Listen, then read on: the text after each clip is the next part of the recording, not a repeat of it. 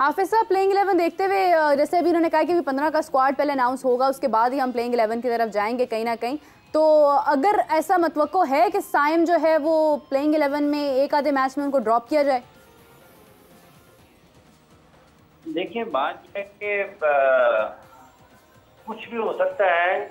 अब टाइम की जो अपनी कारकर्दगी है उसको देखते हुए, कप्तान के इत्मीनान को देखते हुए, टीम मैनेजमेंट का क्या फैसला है उनके बारे में, मतलब आप कोई ऑप्शन तो हैं आपके पास। ड्रॉप किया जा सकता है या नहीं किया जा सकता, क्योंकि उनकी कारकर्दगी तो ऐसी नहीं है कि आप उसको कहें कि उनको हर हाल में टीम में शामिल किया जा सकता है। लेकिन जिस तरीके से उन्होंने खेल पेश किया है वो डिबेटेबल तो है। उनका नाम शामिल कर भी सकते हैं, नहीं भी कर सकते हैं, करेंगे भी तो कोई बड़ी बात नहीं, अगर बिठा भी देंगे तो कोई ऐसी अनहोनी चीज़ नहीं होनी।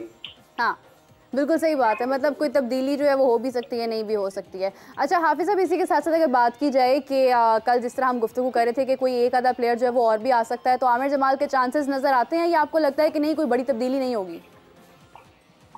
देखिए, अभी तक तो इन्होंने टीम का ऐलान किया नहीं है 15 मेंबर स्क्वाड का। हाँ। ठीक है, 15 मेंबर स्क्वाड का ऐलान किया नहीं है। अब्बास आफरीदी इस वक्त टीम के साथ हैं, जिनको इसलिए ही रखा गया है कि शायद वो ज्यादा जो थोड़ी बहुत बैटिंग वो भी कर लेते हैं। बॉलिंग की परफॉर्मेंसेज उनकी बहुत अच्छी रही हैं, जितनी भी उन्होंने क्रिकेट खेली है वो काबिल तारीफ है।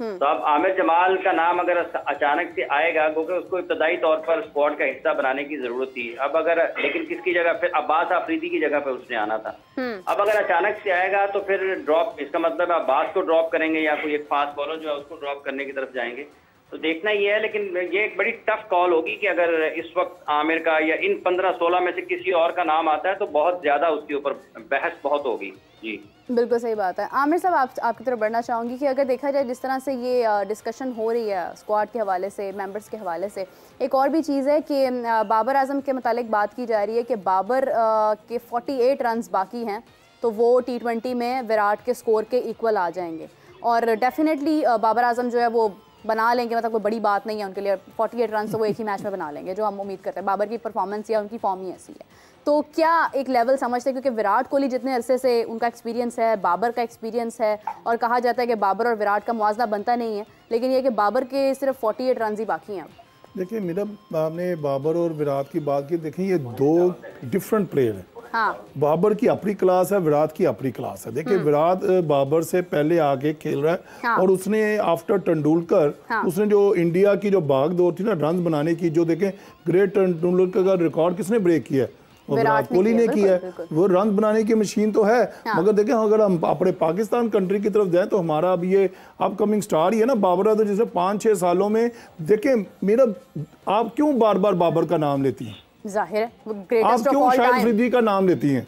बेहतरीन खिलाड़ी, उन्होंने लोहा मनवाया है। हाँ। उन्होंने मेहनत की है। देखिए जब आप किसी स्टेट पे आना चाहते हैं ना, जब आपका गोल हो कि मैं नंबर 1 रन है, पूरे पाकिस्तान में रन है, ICC में नंबर 1 रन है, तो उसके लिए आपका गोल बनाना पड़ता है, आपको मेहनत करनी पड़ती है। हाँ। 1 घंटे से बजाय 3 घंटे आपको प्रैक्टिस करना पड़ती है, फिर आपको बाबर होता है। हमने कहा 48 रन, देखे 3-4 साल से बाबर आजम और रिजवान ही रन बना रहे हैं। और कौन सा प्लेयर है, चले आप मुझे बता दें कि हाँ जी इनको हटा दें, तो आप देख लें 170 भी नहीं कर पाते। बिल्कुल सही बात है। ये जितने भी अब T20 उठा के दे लें, बाबर और रिजवान ओपन करते हैं। और ये देखें जो मॉडर्न क्रिकेट की बात करते हैं ना, मैं अपना काफी अरसे से ये कहता आ रहा हूं कि हम अपने पाकिस्तानी स्टाइल में बहुत अच्छे हैं। क्योंकि देखिए दुनिया जो है 180-70 तो करे, हम भी कर रहे हैं। हाँ। मगर वही जो हमारा कप्तान जब प्रेस कॉन्फ्रेंस में आता है वो ये कहता है जी हमने 10 रन शॉर्ट किए। और भाई 10 रन शॉर्ट तूने क्यों किए? हाँ, आप तो कर सकते हैं। अब तो इसको बनाओगे हमने भाई ये ले, आपने 10 रन या 30 रन ज्यादा किए हैं। ये अब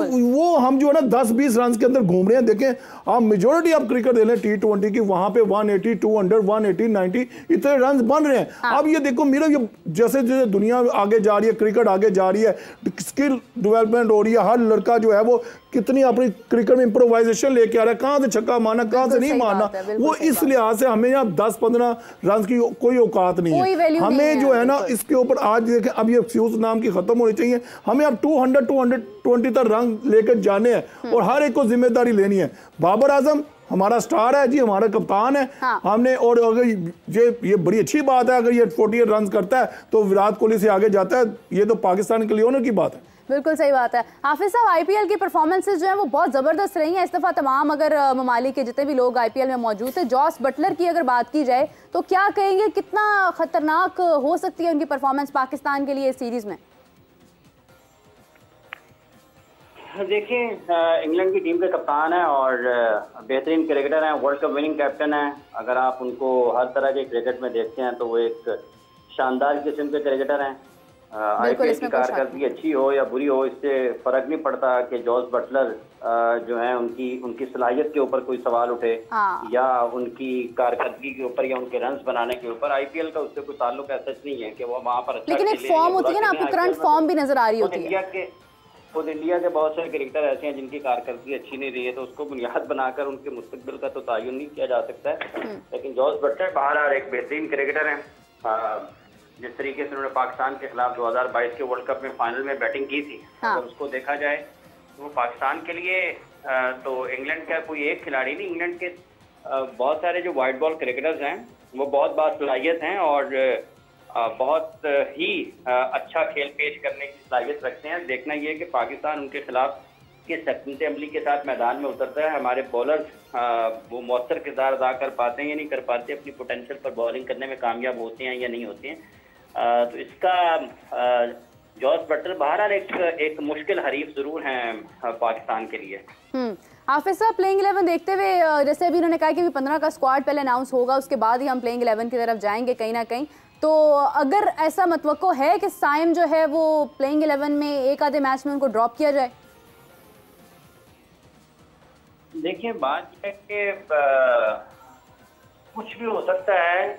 अब टाइम की जो अपनी कारकर्दगी है उसको देखते हुए, कप्तान के इत्मीनान को देखते हुए, टीम मैनेजमेंट का क्या फैसला है उनके बारे में, मतलब आप कोई ऑप्शन तो हैं आपके पास, ड्रॉप किया जा सकता है या नहीं किया जा सकता, क्योंकि उनकी कारकर्दगी तो ऐसी नहीं है कि आप उसको कहें कि उनको हर हाल में टीम में शामिल किया जा सकता है। लेकिन जिस तरीके से उन्होंने खेल पेश किया है वो डिबेटेबल तो है। उनका नाम शामिल कर भी सकते हैं, नहीं भी कर सकते हैं, करेंगे भी तो कोई बड़ी बात नहीं, अगर बिठा भी देंगे तो कोई ऐसी अनहोनी चीज़ नहीं होनी। हाँ, बिल्कुल सही बात है। मतलब कोई तब्दीली जो है वो हो भी सकती है, नहीं भी हो सकती है। अच्छा हाफिज साहब, इसी के साथ साथ अगर बात की जाए कि कल जिस तरह हम गुफ्तगू कर रहे थे कि कोई एक आधा प्लेयर जो है वो और भी आ सकता है, तो आमिर जमाल के चांसेस नजर आते हैं या आपको लगता है कि नहीं, कोई बड़ी तब्दीली नहीं होगी? देखिए, अभी तक तो इन्होंने टीम का ऐलान किया नहीं है 15 मेंबर स्क्वाड का। ठीक है, 15 मेंबर स्क्वाड का ऐलान किया नहीं है। अब्बास आफरीदी इस वक्त टीम के साथ हैं, जिनको इसलिए ही रखा गया है कि शायद वो ज़्यादा जो थोड़ी बहुत बैटिंग वो भी कर लेते हैं, बॉलिंग की परफॉर्मेंसेज उनकी बहुत अच्छी रही हैं, जितनी भी उन्होंने क्रिकेट खेली है वो काबिल तारीफ है। तो अब आमिर जमाल का नाम अगर अचानक से आएगा, क्योंकि उसको इब्तदाई तौर पर स्क्वाड का हिस्सा बनाने की जरूरत थी, अब अगर लेकिन किसकी जगह, फिर अब्बास आफरीदी की जगह पर उसने आना था।